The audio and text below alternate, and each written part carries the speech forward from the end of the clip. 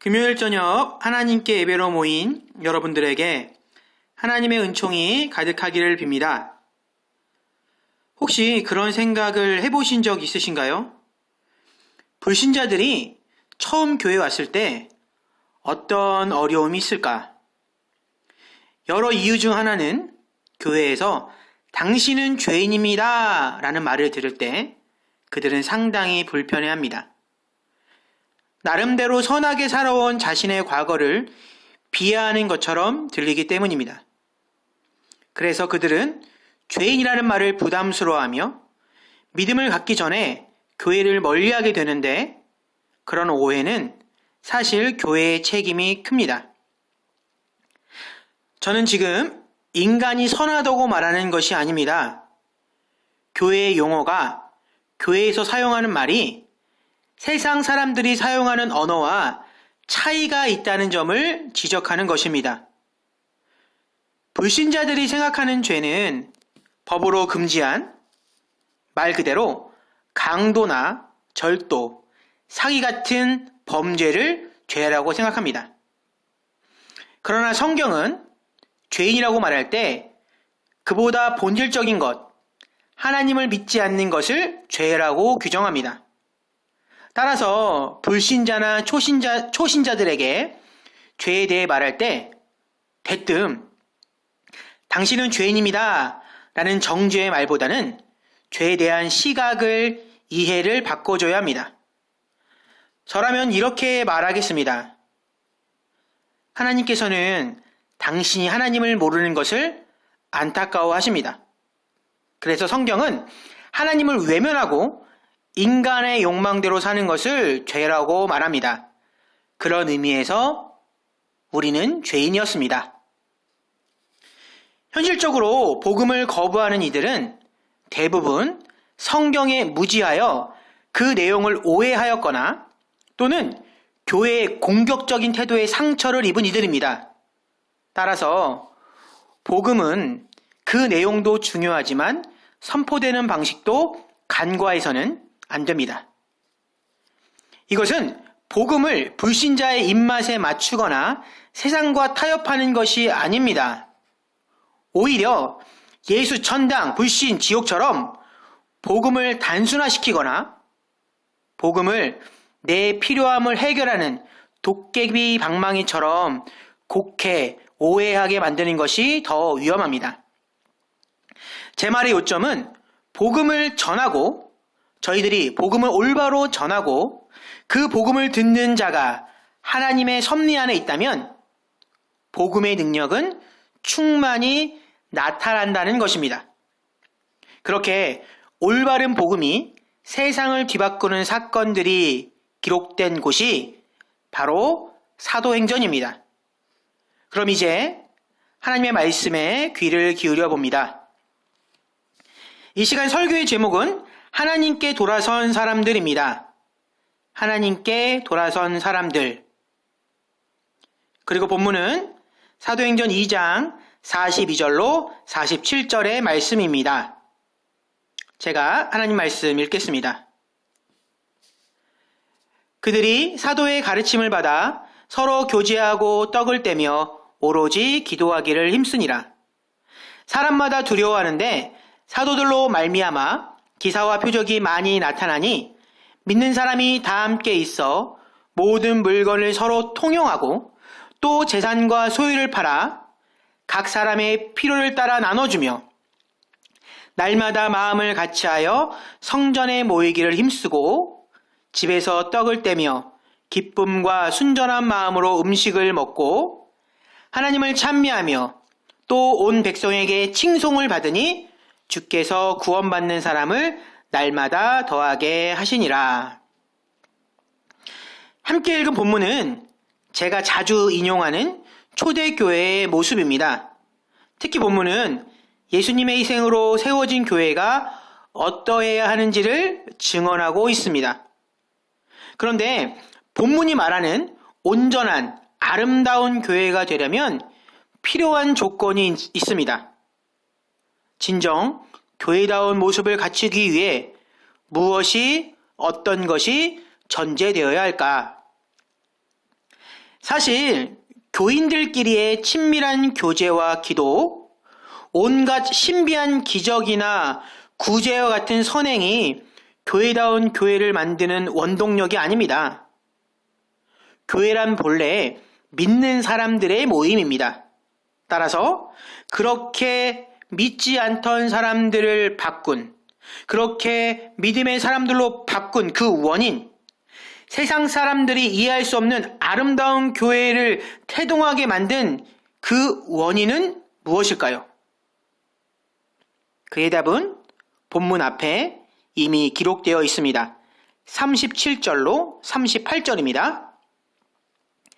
그들이 이 말을 듣고 마음에 찔려 베드로와 다른 사도에게 물어 이르되 형제들아 우리가 어찌할꼬 하거늘 베드로가 이르되 너희가 회개하여 각각 예수 그리스도의 이름으로 세례를 받고 죄 사함을 받으라. 그리하면 성령의 선물을 받으리니. 본문의 배경은 성령님의 인도를 받은 베드로가 유대인들 앞에서 예수님을 선포한 후에 일어난 사건을 묘사한 장면입니다. 그럼 베드로의 설교를 들은 유대인들의 첫 번째 반응이 무엇인지를 발견하셨습니까?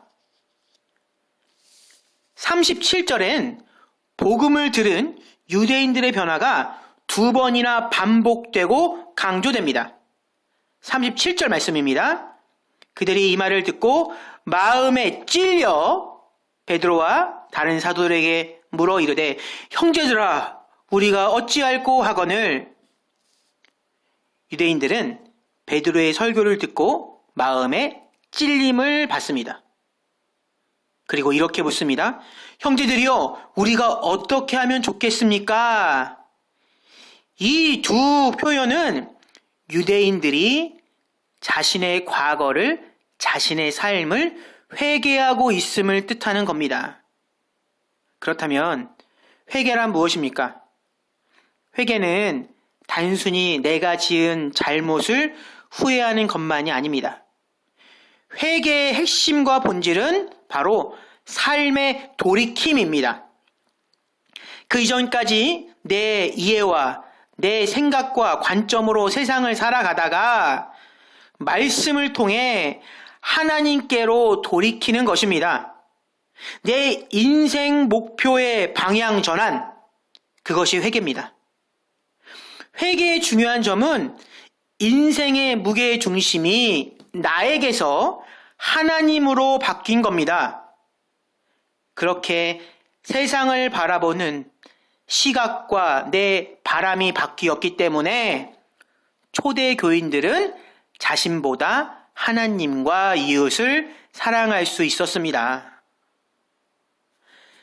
그 당시 상황을 살펴보면 예수님을 못 박아 죽인 유대인들도 하나님을 사랑했습니다.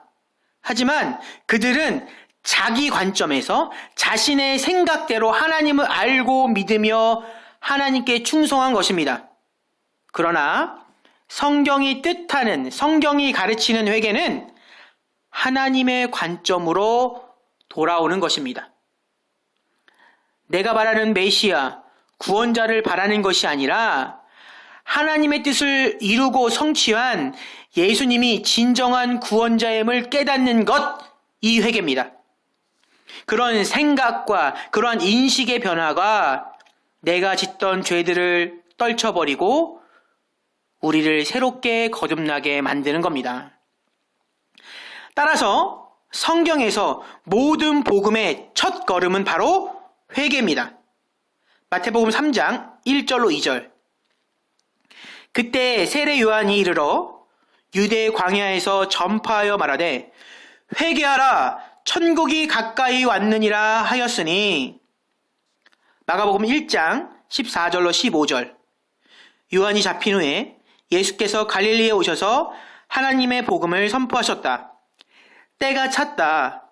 하나님의 나라가 가까이 왔다. 회개하여라. 복음을 믿어라. 세례 요한의 외침과 예수님의 선포는 무엇보다 먼저 회개를 촉구하고 요청합니다. 복음의 시작은 항상 회개, 하나님께 돌이킴입니다. 인간이 죄로 오염된 생각과 삶에서 먼저 돌이키지 않고서는 회개 없이는 결코 새로운 인생을 살 수 없습니다. 인간은 자신이 얼마나 나약하고 악한 존재일지 깨달을 때 그때 비로소 내 자아와 내 고집과 욕심에서 벗어나 하나님을 바라보게 됩니다. 그렇게 하나님만 바라보고 하나님께 돌이킨 사람들이 모여 교회가 생기고 그러한 믿음의 사람들, 그러한 믿음의 공동체이기에 기도와 예배, 기쁨과 사랑과 구제가 가득한 곳이 된 것입니다. 믿음의 가족 여러분, 제가 감히 여러분들께 진지하게 묻겠습니다. 여러분은 정말 회개하셨습니까? 진정 하나님의 뜻을 향하여 내 목적과 삶을 돌이키셨습니까? 저희가 지금 하루하루 내 삶의 무료함과 나태함, 나의 이기적인 모습에서 벗어나려면 저희는 먼저 회개해야 합니다. 내 열심과 노력이 필요한 것이 아니라 먼저 하나님께 회개하고 무릎 꿇고 나가야 합니다. 단순히 내가 지은 죄를 고백하는 것이 회개가 아니라 내 모든 것을 하나님께 던지는 것이 회개입니다. 인생의 목표, 내 기쁨의 조건들, 내 감정과 내 순간순간의 판단까지 하나님께 맡겨야 합니다. 그것이 회개입니다.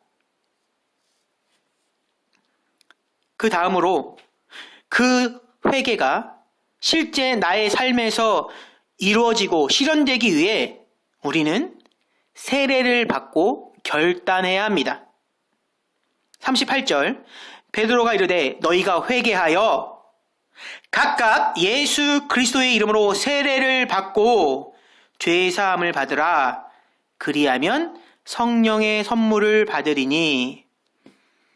회개가 돌이킴이라면 세례는 과거의 나에서 새로운 나로 태어나겠다는 하나님과의 약속입니다.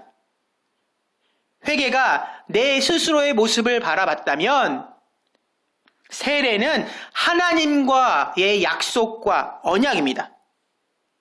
그리고 세례는 죄에서 벗어나 내 삶을 변화시키겠다는 다짐이며 그것은 동시에 구원에 대한 하나님의 보증이 됩니다. 그 말씀이 2장 39절로 41절입니다. 이 약속은 너희와 너의 자녀와 모든 먼데 사람 곧 주 우리 하나님이 얼마든지 부르시는 자들에게 하신 것이라 하고 또 여러 말로 확증하며 권하여 이르되 너희가 이 패역한 세대에서 구원을 받으라 하니 그 말을 받은 사람들은 세례를 받음에 이날에 신도의 수가 3,000이나 더하더라. 이쯤에서 다시 한번 묻습니다. 여러분은 복음을 듣고 정말로 다시 태어나셨습니까? 세례를 받을 때 그 다짐을 기억하십니까? 성령님께서 내 안에 계심을 그리고 지금도 함께 하심을 체험하십니까? 혹여나 내가 세상살이에 찌들어 그 감격을 잊었다고 너무 괴로워하거나 자책하지는 마십시오. 내 믿음과 구원은 그런 내 감정에 좌우되는 것이 아니라 하나님의 뜻 안에서 성취된 것이기 때문입니다. 그래서 구원은 하나님의 은혜입니다.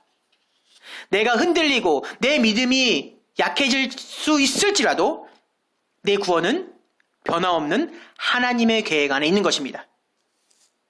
이런 세례와 성령, 구원과의 관계를 에베소 장로는 이렇게 기록합니다. 에베소서 4장 30절 하나님의 성령을 근심하게 하지 말라.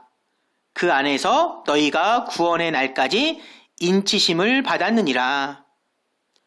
저들이 근심하게 만들 수는 있습니다. 성령 하나님을.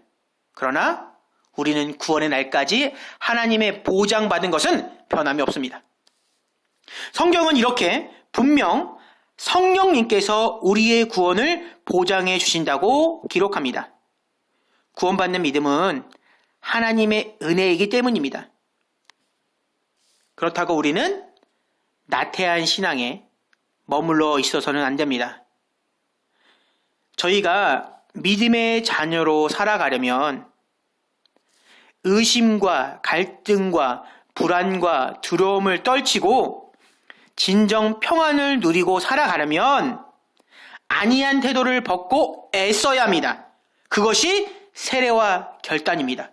내 노력과 열정이 필요합니다. 그때 비로소 하나님이 약속하신 기쁨과 확신 속에서 살아가게 됩니다.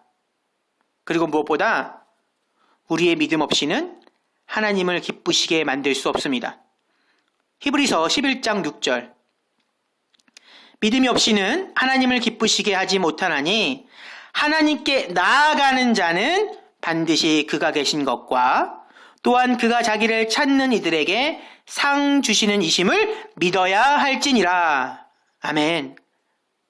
믿음의 가족 여러분, 여러분이 이미 회개하고 새롭게 다짐하였다면 이제는 굳건한 믿음을 구해야 합니다.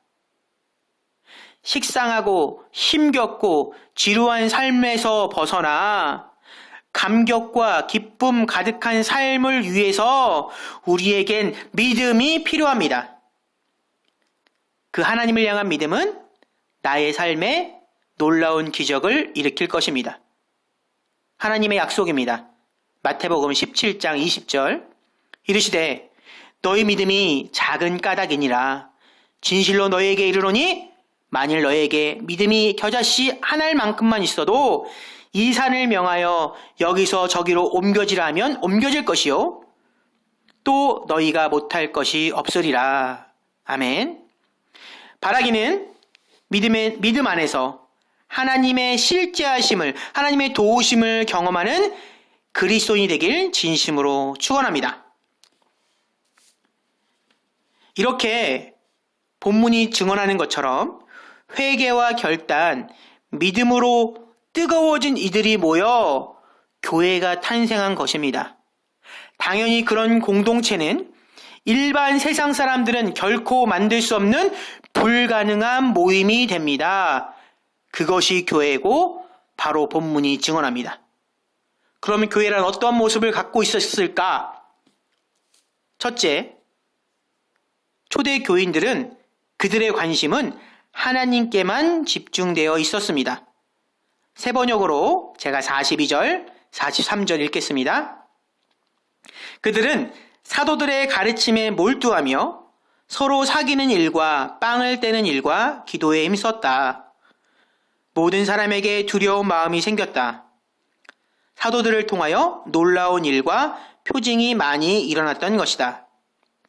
여기서 중간에 빵을 떼는 일은 밥을 먹었다는 식사를 뜻하는 것이 아니라 예수님을 기념하는 성만찬을 의미합니다.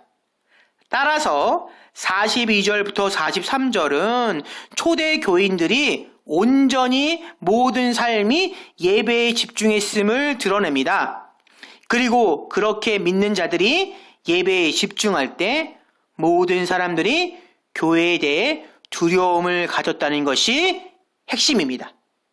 여기서 두려움은 인간의 무서움이나 혹은 공포가 아니라 교회에 임재하신 하나님을 보고 영적인 경외심을 가졌다는 뜻입니다.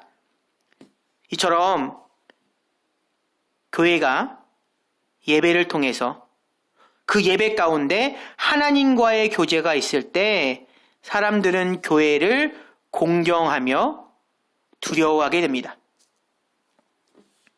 둘째, 교인들은 재산을 공동 소유하며 필요에 따라 서로 나눠주고 사용했습니다. 44절로 45절입니다. 믿는 사람은 모두 함께 지내며 모든 것을 공동으로 소유하였다. 그들은 재산과 소유물을 팔아서 모든 사람에게 필요한 대로 나눠주었다. 이 말씀은 사실 부담되는 말씀입니다. 정말 믿음이 있다면 내 재산을 헌납해야 하나? 라는 질문을 들게 만듭니다. 그런데 이 말씀을 악용해서 그래서 과거 공산주의가 생겨났고 지금도 이단들이 헌금을 강요하고 있습니다. 그들은 이렇게 얘기하죠. 초대교회 때는 모든 것을 다 바쳤습니다. 여러분들도 그런 믿음을 보이십시오. 사기꾼들의 말입니다. 본문을 바르게 알고 적용하기 위해서는 그 당시의 상황과 그 당시에 그들의 생각을 알아야 합니다. 그 당시 초대교회 사람들은 예수님이 조만간 몇 달, 길어야 몇 년 안에 다시 오실 줄 알았습니다. 따라서 단체 생활을 하면서 기다렸습니다. 그러나 그 재림의 때는 늦춰졌고 그 날은 아무도 알 수 없기 때문에 본문은 현 시대에 걸맞는 해석이 필요합니다. 올바른 적용이 필요합니다. 오늘 본문이 우리에게 말하는 것은 무엇일까요? 21세기 믿음의 가족들에게 가르치는 것은 무엇일까요? 본문은 초대 교인들이 하나님께 집중함으로 인간의 욕심에서 자유로움을 증거하는 것입니다. 마태복음 6장 24절 한 사람이 두 주인을 섬기지 못할 것이니 혹 이를 미워하고 저를 사랑하거나 혹 이를 중히 여기고 저를 경히 여김이라. 너희가 하나님과 재물을 겸하여 섬기지 못하느니라. 방금 읽었던 본문은 하나님만 섬기던 초대 교인들의 그 믿음을 증언하고 가르치는 것입니다. 하나님을 향한 목마름과 확신이 있는 사람들은 돈의 물질의 지배에서 벗어나 자유하게 됩니다. 그것이 핵심입니다. 더불어 필요한 대로 나눠 주었다라는 기록은 물질의 주인은 내가 아니라 하나님이 주인이라는 재물에 대한 청지기 의식을 그들이 이미 갖고 있음을 뜻하는 것입니다. 그러한 해석이 마땅합니다. 누가복음 12장 29절로 31절 너희는 무엇을 먹을까? 무엇을 마실까? 구하지 말며 근심하지도 말라.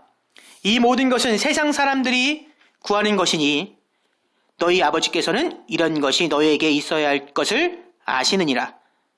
다만 너희는 그의 나라를 구하라. 그리하면 이런 것들을 너희에게 더하시리라. 아멘. 이런 하나님을 향한 전적인 신뢰가 인간의 욕심을 떨치게 했고 초대교회는 그러한 물질에 대한 자유함이 있었기에 더욱 빛나게 되었던 것입니다. 세 번째 특징, 교회는 믿지 않는 사람들의 시선을 끄는 매력적인 공동체가 됩니다. 46절로 47절입니다. 그리고 날마다 한 마음으로 성전에 열심히 모이고 집집이 돌아가면서 빵을 떼며 순전한 마음으로 기쁘게 음식을 먹고 하나님을 찬양하였다. 그래서 그들은 모든 사람에게서 호감을 샀다. 주님께서는 구원받는 사람을 날마다 더하여 주셨다. 아멘. 마지막 끝 두 문장이 저에게 큰 기대와 기쁨으로 다가옵니다. 모든 사람들이 교회에 호감을 가지고 하나님께서는 그 교회에 날마다 새로운 믿음의 사람들을 보내주셨다는 말입니다. 입에 담기도 불편하게 요즘 세상은 기독교를 개독교라고 부르며 교회를 조롱하고 무시하지만 교회의 본래 모습은 모든 사람들에게 어두운 밤바다의 등대와 같은 존재였습니다. 세상 사람들은 교회에 동경과 부러움의 눈빛을 보내며 믿는 사람들의 매력에 빠졌습니다. 그것이 원래 교회의 모습입니다. 그러면서 46절과 47절은 교회의 어떤 모습이 믿지 않는 사람들의 시선을, 마음을 빼앗았는지를 분명히 기록하고 있습니다. 46절, 47절 제가 그 부분을 다시 읽겠습니다. 그리고 날마다 한 마음으로 성전에 열심히 모이고 집집이 돌아가면서 빵을 떼며 순전한 마음으로 기쁘게 음식을 먹고 하나님을 찬양하였다. 아멘. 교회가 교회의 목적과 본분인 예배로 하나님만 바라볼 때 세상은 교회를 주목하고 경외하게 됩니다. 눈을 크게 뜨고 본문을 잘 보면 42절부터 47절까지 일맥상통하는 것은 바로 하나님을 바라보는 믿음의 사람들입니다. 복음 선포로 인해 회개하고 세례를 받은 이들이 성령님의 인도하심을 따라 하나님만 바라볼 때 세상은 교회를 집중하게 됩니다. 교회가 하나님만 바라볼 때 세상 사람들은 교회를 칭찬하고 인정하며 동경하게 됩니다. 제가 이전에도 한번 말씀을 전했지만 교회의 사명과 교회의 본질은 예배를 통해 하나님을 만나고 복음 선포를 통해 하나님께 영광을 돌리는 것입니다.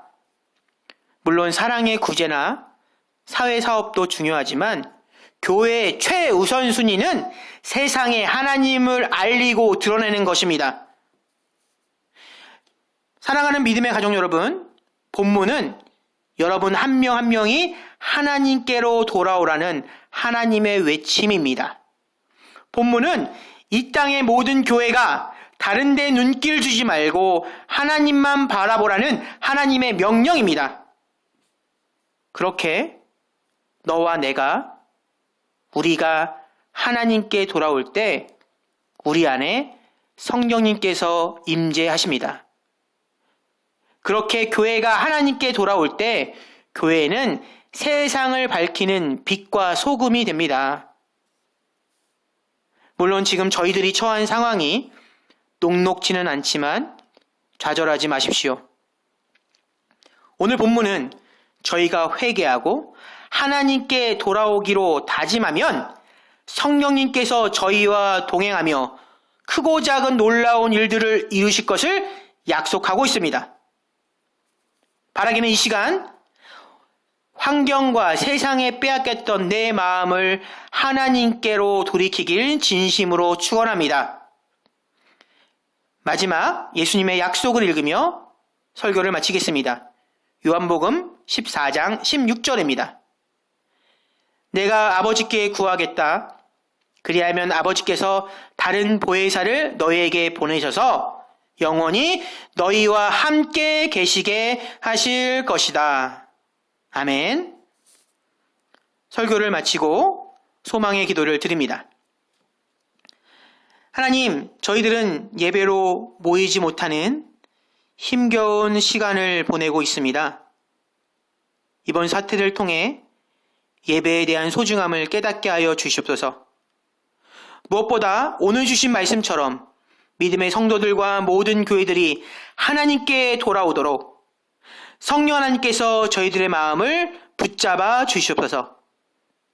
세상에 빼앗겼던 내 마음을 하나님만 바라보기 원하며 우리를 구원하신 예수님의 이름으로 기도드립니다. 아멘.